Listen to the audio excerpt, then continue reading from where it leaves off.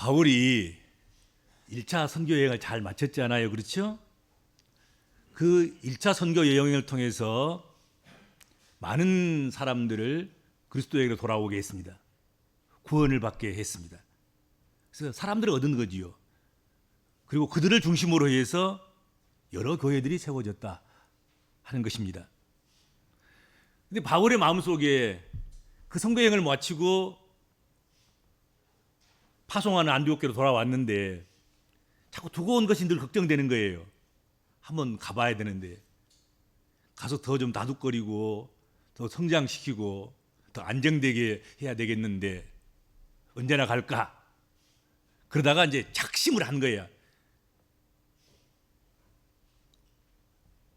그 얻은 그리스도인들과 그들을 중심으로 세워진 그 교회를 돌아보기로 작정하고 제2차 선교 여행을 계획하고 실현시켜 가게 됩니다.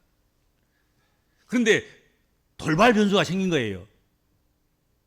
성령께서 마음 주셨고 또 결단하고 가기로 결정도 하고 다 준비도 하고 그러는데 이 마가 요한의 동행 문제로 인해서 바나바와 다툼이 발생하게 된 것입니다.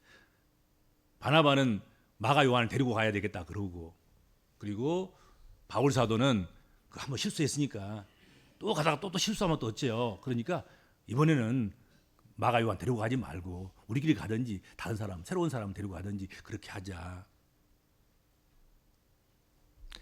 그러다가 결국은 바나바는 마가 요한을 데리고 가고, 그리고 바울은 실라를 데리고 가는 서로 나눔과 서로 헤어짐과 서로 분리가 일어나게 됐다 하는 것입니다.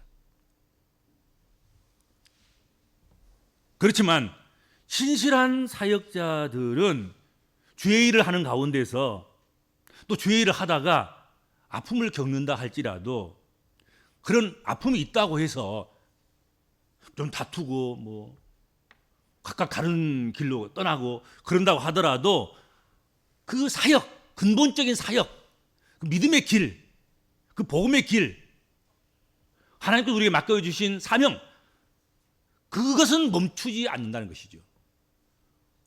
그렇죠? 뭐 함께 갈 수도 있고 따로 갈 수도 있고 또 서로 의견이 다를 수도 있고 그런다 하더라도 무슨 계속돼야 됩니까? 주의 일은 계속돼야 되는 거예요. 사역은 계속돼야 되는 것입니다. 우리의 신앙의 길은 계속돼야 되는 것입니다. 우리 신앙생활 하다 보면 별일 다 만나는 거지요. 교회가 생물인데, 교회가 생명인데, 그 생명 있는 것은 이런 변화도 있고 저런 변화도 있고 이런 반응도 있고 저런 반응도 있고 그러면서 고민거리도 생기기도 하고 뭐 문제가 발생하기도 하고 그러는 거예요. 그러는 것이 원칙인 거야. 아무 소리도 없고 아무 반응도 없고 그것은 이미 죽은 거예요. 살아있으니까 다툼도 있고 살아있으니까 분쟁도 있고 살아있으니까 다른 말도 생기는 거예요. 그러니까 그런 일이 발생한다 하더라도 당연히 살아있으니까 그러려니 생각하고 무슨 주의 일은 사역은 계속돼야 된다 이거죠. 그것을 오늘 본문이 보여주고 있다 하는 것입니다. 다툰 건 다툰 것이고 또 다른 생각을 하는 건 다른 생각을 하는 것이고 주께서 세우신 교회를 돌아보는 일들과 또 앞으로 복음적인 사명을 감당하고 사역을 이루어가는 선교 사역을 이루어가는 그 일은 또 해야 되는 거란 말이죠. 그래서 그것은 멈추지 않은 거예요. 바울이 2차 선교 여행을 시작하면서 바울이 처음으로 찾아간 지역이 어디였습니까? 오늘 본문에 보면 더베와 루스드라였다. 성경 그렇게 말씀하고 있습니다. 더베와 루스드라가 어디입니까? 그것은 바울 사도가 1차 선교 여행 때 찾아갔던 곳이고 거의 끝부분에 찾아갔던 그런 곳입니다. 그리고 바울 사도의 선교 여행 중에 가장 힘들게 사역했던 곳이 어디였습니까? 루스드라. 외적으로 보면 가장 실패한 것처럼 보였던 그곳이 루스드라였습니다. 바울은 그곳에서 어떤 일을 만났습니까? 돌에 맞아 죽은. 그래서 돌에 맞아서 정말로 죽은 것처럼 보인 거예요. 그래서 루스드라 사람들이 바울을 떠매고 와서 시체를 버린 곳이 그냥 버려버린 거예요. 죽은 줄 알고.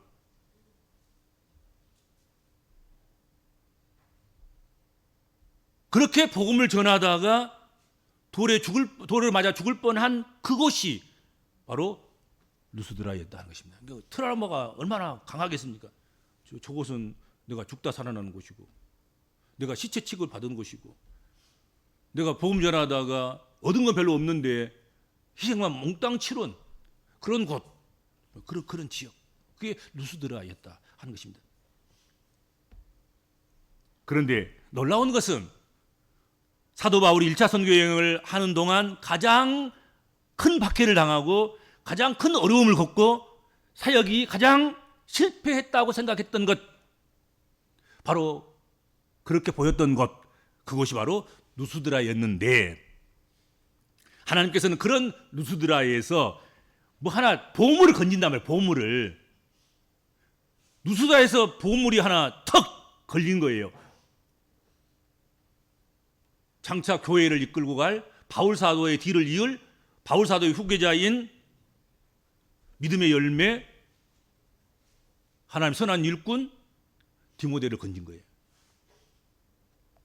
만약 경우 바울이 그곳을 피하지 않고 더비와 루스드라에 이르렀기 때문에 거기서 디모데를 만난 것이지, 만약 경우 저곳은 나를 돌로 친 곳이야, 별로 얻은 것도 없이 희생만 몽땅 치른 곳이야, 그러니까 이번에 저기는 피해서 그냥 다른 곳으로 나를 좀 반겨주는 것이고, 내가 좀 더 쉬운 곳으로, 내가 많은 열매를 맺었던 곳으로, 그곳으로 가지, 이렇게 했더라면 디모데와 바울 사도가 못 만날 수도 있어요. 그런데 그 실패했다고 생각했던 곳, 가장 아픈 곳 아니겠습니까? 자기가 돌에 맞아 죽은 곳인데, 진짜로 돌에 맞아가지고 죽었다고 생각했기 때문에 그곳 사람들이, 누스라 사람들이 바울을 떠다 메사가 그냥 시체 버려버린 거라고요. 근데 이상하니 하나님께서 그를 살려주신 거예요. 아직 할 일이 많아서. 사명자는 사명에 맞추기까지 죽지 않는다, 그렇게 말씀했는데 그 말씀 그대로 그냥 살아난 거예요. 아침을 맞고 그냥 부스 털고 일어나니까 자기가 살아있는 거예요. 그렇죠? 그래서 그런 아픔이 있는 곳이지만, 실패가 가장 큰 곳이고 많은 곳이고 두려운 곳이지만, 하나님께 생명 맡기고 사명을 위해서 그곳으로 갔더니, 누스드라로 갔던지, 그곳에서 평생 한 번도 바울을 배신하고 배반하고 그런 일이 없는 평생 믿음의 동지, 믿음의 지기를 만나게 되었다 하는 것입니다. 그리고 바울은 그 디모데를 믿음의 선교 동역자로 삼은 것입니다. 이날부터 시작해서 바울과 디모데는 평생을 함께 하게 되는 것입니다. 이때부터 거의 모든 바울의 사역에는 디모데가 빠지지 않습니다. 빠지지 않고 모든 사역에 동참합니다. 많은 사람들이 바울을 등지기도 했고 바울을 떠나기도 했습니다. 그 이야기가 바울 서신에 여러 번 나오지 않아요. 누구는 이래서 떠났고, 누구는 저래서 떠났고, 누구는 이곳으로 떠났고, 누구는 저곳으로 떠났고, 이 사람을 주의해라, 저 사람을 주의해라. 저 사람들은 나를 배반하고 나를 떠나고, 그리고 복음에 무한 빚을 지게 만든 그런 사람들이 있었다. 그러므로 너희는 저들을 조심해야 된다, 주의해라. 주의할 사람들이 많았습니다.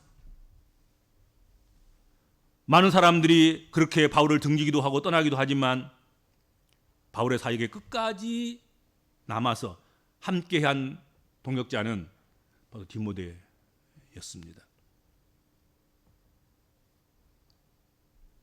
그리고 바울과 디모데가 이렇게 만나서 선교 동역자가 되었는데, 그 이후로 이 두 사람의 관계가 발전하기 시작하는데, 단순히 선교 동역자, 하나님의 일꾼, 여기서 끝나는 것이 아니고, 성경에 보면 뭐라 그랬습니까? 바울 사도가 디모데를 일컬어서 내 아들, 내 믿음의 아들, 그리고 믿음 아들도 그냥 참 아들이다, 진짜 아들이다, 진짜. 그래서 아버지와 아들의 관계로까지 이어지게 된다 하는 것이죠. 이들의 관계는 다른 사람으로는 대체할 수 없는 그런 친밀한 관계가 됐다 하는 것입니다. 어디서? 루스드라에서. 자, 한번 볼까요? 고린도전서 4장 17절. 이로 말미암아 내가 주 안에서 내 사랑하고 신실한 아들 디모데를 너희에게 보내었노니. 그냥 동격자 아니에요. 내 사랑하고 신실한 아들 디모데. 디모데전서 1장 2절. 믿음 안에서 참 아들 된 디모데에게 편지하노니. 믿음 안에서 참 아들 됐다는 거예요. 나의 참 아들이다. 내가 낳지는 않았지만 내가 낳은 아들보다 더 아끼고 더 아들 노릇을 잘하는 참 아들이다. 디모데 후서 1장 2절. 사랑하는 아들 디모데에게 편지하노니. 사랑하는 아들. 그렇게 표현되고 있습니다. 이런 선교 동역자와 부자간이 된 바울과 디모데의 만남이 기록된 본문이 오늘 본문 말씀인 거예요.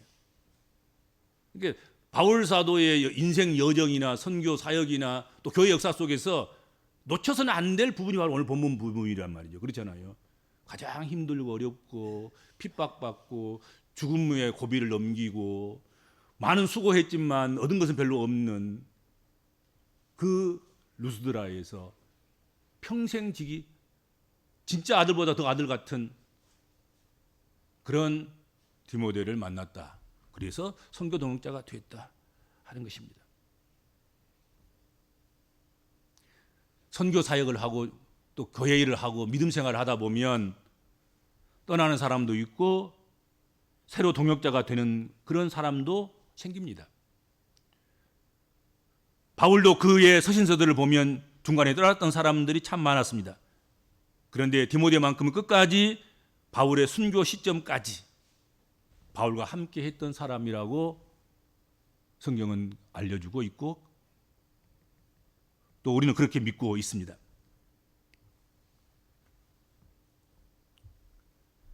디모데는 유대인이었던 어머니 유니게 그리고 유대인이었던 외할머니 애조모 로이스로부터 신앙 교육을 받았다. 성경은 그렇게 소개하고 있습니다. 디모데후서 1장 5절 한번 볼까요? 디모데후서 1장 5절. 이는 내 속에 거짓이 없는 믿음을 생각함이라. 이 믿음은 먼저 내 애조모 로이스와 내 어머니 유니게 속에 있더니 내 속에도 있는 줄을 확신하노라. 그렇게 말씀했습니다. 디모데의 가정은 거짓 없는 믿음의 가정이었습니다. 디모데 가정에서 어렸을 때부터 성경을 가르쳤고 성경을 묵상했고 익혔고 배웠습니다. 그래서 성경을 알았습니다. 그러니까 디모데의 이 믿음은 처음부터 그 인품이나 성품이나 품성이나 인격이나 그 믿음은 가정에서 만들어졌다 하는 것입니다. 여러분, 여러분의 자녀의 신앙 훈련, 신앙 교육, 신앙 인격, 신앙 품성 이것은 1차적으로 어디서 책임져야 되는 것입니까? 또 어디서 이루어지는 것입니까? 교회가 아니에요.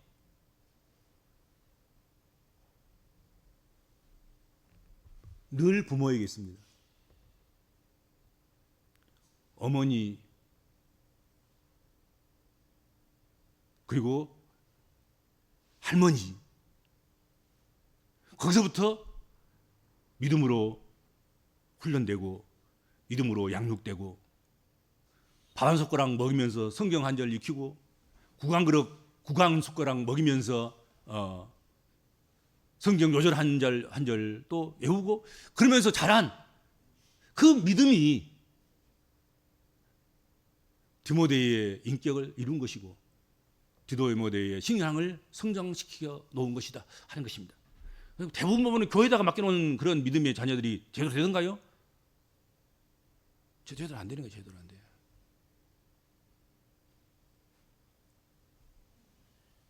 언제나 부모에게 있다는 사실을 잊어서는 안 됩니다.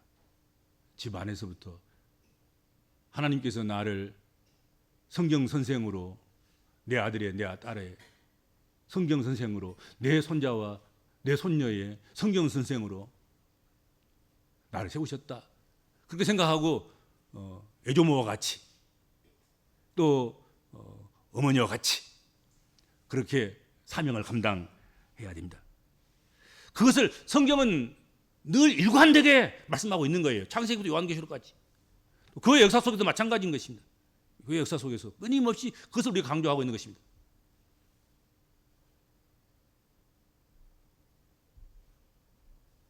그래서 교회 떠나면 신앙도 없어져 버리는 그런 것이 아니라 원래부터 가정에서부터 원래 신앙인이었으니까 교회가 아무리 수천 번 바뀌어도 신앙은 안 변하는 거야. 어머니한테 받은 신앙이고 아버지한테 물려받은 신앙이기 때문에 이건 유산인 거예요. 그의 핏덩어리 속에 믿음이 들어있는 것이고, 그렇죠. 그의 모든 생활 속에 신앙이 녹아져 있는 거예요.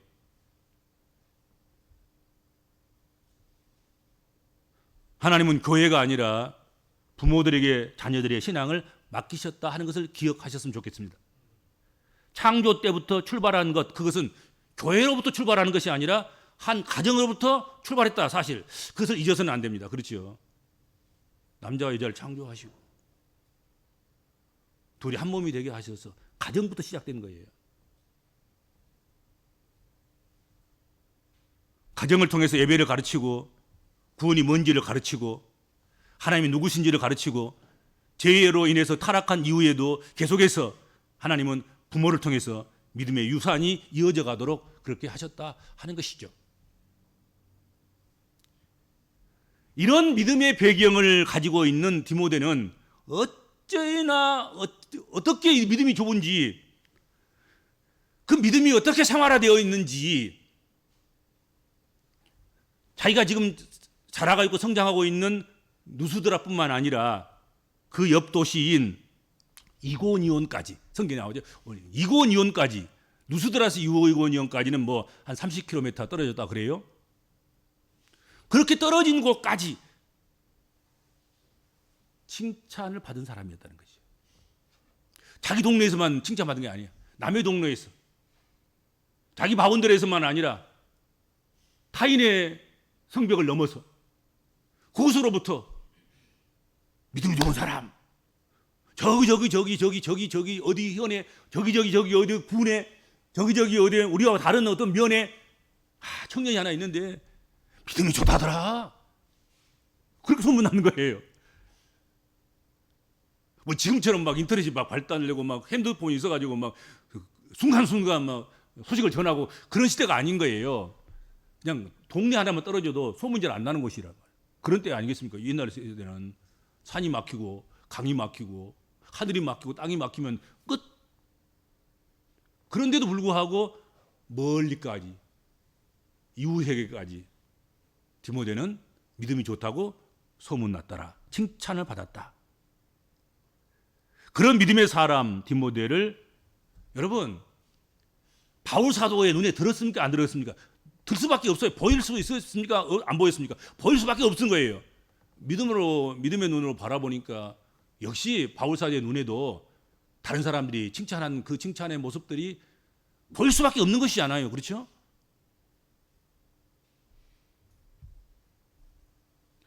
그렇게 해서 바울이 디모데를 만나고 그 디모데를 데리고 이후에 여기서부터 이제 누스드라를 떠나서 이곳에서 다른 곳으로 이제 선교 여행을 떠나는데 디모데가 항상 함께 하게 됐다.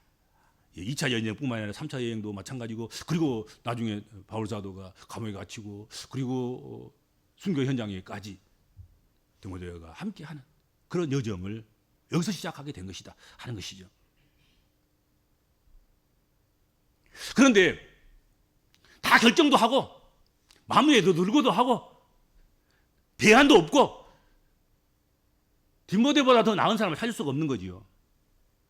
신라가 있지만 신라보다는 디모데가 훨씬 더 나중에 더 역할을 크게 하지 않아요. 더 많이도 하고. 신라 전서는 없잖아요. 신라 후서는 없지요.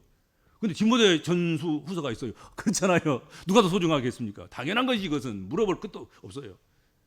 신라도 필요하지만 또 바울 사도에게는 디모데가 더 필요하고 또 선교 역할에서 사명을 감당하는 데 있어서는 소중한 그런 역할을 감당한 사람이죠. 다 좋다. 확신도 차고 또 디모데도 가겠다고 그러기도 하고 또 자기 어머니나 애종모도 바울 사도가 데려간다고 하면 뭐 우리는 쌍수 들고 환영이다 뭐 그랬지 않겠어요? 그렇지요? 그런데 한 가지 문제가 발생했어요. 그 문제는 디모데의 애할머니 그리고 디모데의 어머니가 유대인입니다. 원래 고대 근동문화, 성경, 성서의 문화, 유대인의 문화 속에서는 어머니가, 할머니가 유대인이면 손자나 아들은 자연스럽게 유대인이에요. 그러니까 오늘 본문에도 보면 디모데의 아버지는 누구라 그랬습니까? 이방인, 헬라인이에요. 그러니까 아버지가 누구든지 관계가 없어요. 왜요? 모계사이거든. 어머니가 젖을 먹였다 이거지. 어머니가 무릎에 앉혀놓고 신앙교육을 시킨 거예요. 그러면 그는 혈통과 관계없이 믿음의 자녀가 되는 거란 말이에요. 유대인이 되는 거예요. 유대인이. 그런데 그렇게 유대인으로 자라오면서 청년이 되기까지 뭘 안 받은 거예요? 할례를 안 받은 거예요. 할례를. 아브라함이 받았던 그 할례, 모세가 받았던 그 할례, 이스라엘 백성들이 받았던 그 할례가 이 디모데에게는 없는 거예요.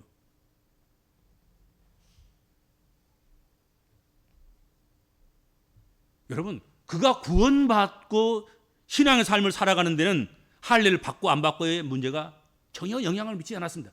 지금까지 그 믿음이 좋다고 소문나는 것에 대해서는 그가 할례를 입고 없고 할례를 받고 안 받고의 문제가 전혀 안 됐습니다. 이 문제는 이미 예루살렘 공의에서 깔끔하게 문제가 해결된 문제예요. 누구든지 이방인이든지 유대인이든지 누구든지 구원받는 데 있어서는 할례가 소용없다. 할례의 율례, 할례의 규례가 적용되지 않는다. 누구든지 예수를 믿으면 예수 이름을 부르면 구원을 받는다. 이미 그렇게 정리가 돼버렸어요. 끝났어 이제. 그런데 디모데가 바울 사도와 함께 선교 일꾼으로 유대인과 이방인을 아울러 섬기는 그 사역을 해야 될 텐데 디모데가 유대인이었단 말이에요. 헬라인이면 아무 문제가 없는데 유대인이었다. 유대인들은 민족적인 전통으로 태어난 지 8일 만에 반드시 할례를 행했다 하는 것이죠. 그러므로 이 당시에 유대인들이라면 모두가 빠짐없이 다 할례를 받았습니다. 그런데 디모데는 유대인인데도 불구하고 아직까지 할례를 받지 않았다 하는 거지요. 여러분, 바울 사도의 특징이, 선교의 특징이 무엇입니까? 바울 사도의 선교의 특징. 사역을 할 때 다른 곳으로 가지 않아요. 제일 먼저 찾아간 것이 유대인의 회당이에요. 나는 유대인이며 나는 할례 받은 하나님 백성이며 그러면서 유대인을 향하여서 유대인들에게 먼저 복음을 전하고 유대인들의 마음을 열고 그래서 유대인들이 주께 돌아오고 그러면서 그 지역 사회에 헬라인들, 다른 이방인들 이들이 교회로 돌아와서 구원을 얻는 예수를 믿게 되는 이게 이제 특징 중에 하나의 특징인 거죠. 그러므로 바울은 디모데와 함께 복음을 전파하게 될 때 디모데의 이 할례 문제가 걸림돌이 될 것을 예상한 거란 말이죠. 바울은 정통 유대인이에요. 그러니까 당연히 할례를 받은 거지요. 그 할례로 가지고 그는 출세를 했고 그리고 핍박의 새 선봉에 서서 그리스도인들과 그리고 교회를 핍박하고 사로잡고 무너뜨리고 이를 앞장선 사람이 바로 바울 사도인 거예요. 그러니까 이게 바울 사도 가면 먹기 들어간 거예요. 유대인 중에 유대인.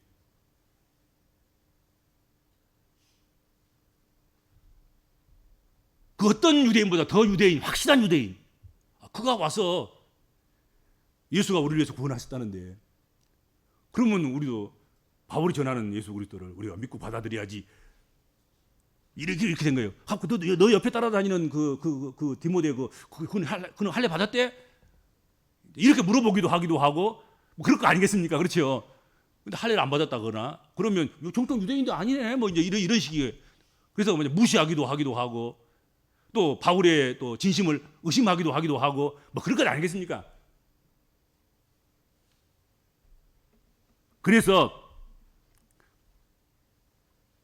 사도 바울이 디모데에게 디도 같은 경우는 너 할례 받지 말어.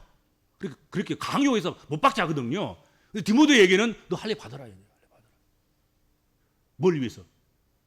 복음을 위해서. 뭘 위해서? 선교를 위해서. 뭘 위해서? 전도를 위해서. 영혼 살리기 위해서. 영혼 살리기 위해서 그거 한번 받아버리면 될 것을 그것 때문에 만약 경우 한 영혼을 잃는다거나 또 한 공동체의 회당에 복음 전도가 딱 막힌다거나 그러면 되겠니? 차라리 우리는 할례 없이도 구원받은 걸 확실하고 우리가 그렇게 믿고 변함없는 사실이지만 그래도 이것이 만약에 할례 문제가 복음 선교에 지장이 된다고 하면 우리 좀 거창스럽고 좀 힘들고 좀 그러더라도 며칠 앓고 누워 있더라도 차라리 할례 받아보자. 그렇게 해서 권면해서 할례를 받게 하는 거예요. 이는 전도할 때 유대인들과의 불필요한 마찰을 아예 사전에 봉쇄하기 위한 그런 조치가 아닌가 그런 생각을 합니다. 뭐 뻔히 알고 있으면서도 그 조치를 해놓지 않아서 복음이 방해받고 선교가 혼란스럽고 교회에 지장이 생기고 그러면 안 되지 않겠습니까? 눈 가리고 아웅하고 말이에요. 그렇게 하면 안 되잖아요. 분명하게 이 문제가 발생할 것을 알면 회당에 들어가면 회당에서 유대인이 진위 문제가 발생할 것이고 그러다 보면 이 디모데의 할례 문제가 발생하게 될 것이고 그러다 보면 전체 그 해당 전체 그리고 그 마을 전체를 우리가 선교를 포기하고 다른 곳으로 옮겨가야 될 그런 위험성도 있다. 어차피 한 번 가서 시간을 내서 인생 한 번밖에 안 오는데 또 선교 여행을 재차 또 올 수 있을지 없을지도 모르는데 한 번 지나가면 교회가 생기고 또 구원한 백성들이 계속해서 생겨나게 될 것이고 그럴 테인데 이 기회를 우리가 놓치면 안 된다. 그렇게 해서 다 잠재하고 오직 복음만, 오직 선교만, 그것만을 위해서 필요 없는 할례를 그냥 받은 거예요. 때때로는 옥상도 필요한 것이고 때때로는 사족도 필요한 거예요. 그러니까 사족이라고 해서 그냥 짜잘버리고 없애버리고 뭐 필요 없다 그게 아닌 거예요. 복음을 위해서라고 하면 사족도 달아주고 그렇죠? 옥상에다가 또 옥상 하나 더 올리기도 하기도 하고 뭐 그럴 거예요. 양보한 것이죠. 우리가 주님을 위해서라고 하면 양보해야지. 우리가 고집 부릴 것이 뭐 있겠어요? 그렇잖아요. 그게 잘못된 것도 아니라고 한다면 오늘날 따진다고 하면 그것은 대단히 이성적이고 할례를 잘만 하면 그건 건강으로 유익한 것이고 그거 다 좋은 거야. 그렇죠? 그건 나쁜 것도 아닌데 그거 안 해가지고 만약에 교회가 폐쇄된다거나 선교를 해야 될 곳에 선교하는 일이 방해받거나 이미 세워놓은 교회가 유대인들이 빠져나가므로 말면서 혼란스럽다거나 뭐 이러면 안 되지 않겠습니까? 그렇죠? 적어도 우리가 신앙생활을 하면서 또 교회를 하면서 교회 사역을 하면서 그런 마음이 우리에게 갖추어져야 있어야 되지 않겠는가 그런 생각을 합니다. 디모데는 즐거이 할례를 받았습니다. 그래요? 그렇다면 받아야죠. 이런 거예요. 이때부터 바울 선교팀에 디모데가 합류하게 되었고 바울이 죽는 날까지 그를 돕는 동역자가 될 수 있었습니다. 디모데는 일종의 바울의 후계자가 된 것이죠. 끝까지 고집 부리고 나는 누수드라 사람이야. 누수드라 사람. 나는 이방인에서 자라고 이방인처럼 자랐어요. 우리 집은 유대인 어머니가 계시고 할머니가 계시지만 아버지는 헬라인이어서요. 헬라에서 자랐는데 뭐 할례가 무슨 상관이 있어요? 나 그거 못 하겠어요. 나 싫어요. 이럴 수도 있는 거지요, 사실은. 또 내 믿으면은 또 예루살렘 교회가 공의회를 열어가지고 확정해 준 일 아니겠습니까? 근데 그걸 또 어기고 또 할례를 또 받으라 그러니 그것은 내 신학에 안 맞아요. 내 이론에 맞지도 않아요. 교회 전통을 이제 할례 없이 교회가 세워지는 전통을 지금 세워가고 있는데 또 다른 전통을 세운다는 것이 말이 됩니까? 뭐 이렇게 이제 반항할 수도 있는 것이고 다른 의견을 펼 수도 있는 것이고 그런 것이잖아요. 그런데도 불구하고 바울이 그러자고 그러니까 또 이것이 복음을 위한 것이고 선교를 위한 것이고 유대인 공동체를 위한 것이고 그렇다고 한다고 하면 받아야 되지 않겠니? 그러니까 아멘. 그래요. 네, 받을게요. 그럼 받은 거야. 턱 받은 거예요. 그렇잖아요. 우리가 주를 위해서라면 그렇게 양보되지 않는 것들도 한 번에 그냥 양보할 수 있어야 되지 않겠습니까? 그렇죠. 주를 위한 것인데, 선교를 위한 것인데. 바울의 최고의 선교 동역자인 디모데가 누스드라에서 나왔다는 사실을 잊지 맙시다. 실패했다고 생각했던 그곳에서, 가장 어렵고 힘든 곳에서 하나님은 디모데라는 가장 귀한 열매를 맺게 해주셨고 얻게 해주셨습니다. 그러실 거라고 나는 믿어요. 어느 곳에나 눈물 많이 흘린 곳, 고통스러웠던 곳, 정말로 그곳을 향하여서는 옛 말이 뭐 오줌도 안 쏘야 한다 뭐 그런 말도 있잖아요. 그만큼 이가 갈리고 치가 떨리는 그런 곳에서 어떻게 보면 오히려 더 이 디모데와 같은 하나님의 특별한 예비한 선물, 그것이 아니었더라면 오늘의 내가 없고 오늘의 우리가 없는 그런 것일 수 있다 하는 것입니다. 그렇죠? 그러니까 여러분 결과물만 가지고 또 과정만 가지고 뭐 되니 안 되니 그렇게 할 것이 아니라 성령께서 감동하시고 성령께서 역사하시면 아무 흔적도 없고 아무 모양도 없고 아무 열매도 없는 것 같은 그곳일지라도 여러분 순종하고 가면 하나님께서 이 귀한 열매를 맺게 하신다. 이 큰 기쁨을 누리게 하신다. 아멘. 하나님 감사합니다. 저희들 인생 살다 보면 힘겨운 일들이 있고 눈을 떠 주목하고 싶지 않고 다시 그곳으로 발걸음을 옮기고 싶지 않는 곳도 있을 것이며 혹시 행여라도 마주칠까 싶어서 싫은 그런 인간 군상들도 없지 않아 있으리라 생각합니다. 그러나 그 모든 것들이 혹시 하나님의 계획이고 하나님의 섭리라고 한다면 하나님 그곳을 가야 되지 않겠습니까? 그 사람을 만나야 되지 않겠습니까? 그곳을 향하여서 뚜벅뚜벅 걸어가야 되지 않겠습니까?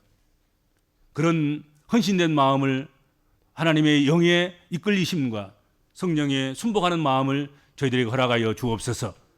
그렇게 할 때 하나님께서는 바울에게 디모데를 주신 것처럼 우리에게도 놀라운 선교 동역자와 인생 동역자와 또 귀한 믿음의 선물들을 우리의 품에 안겨 주실 줄로 믿습니다. 감사하며 예수님의 이름으로 간절히 기도하옵나이다. 아멘.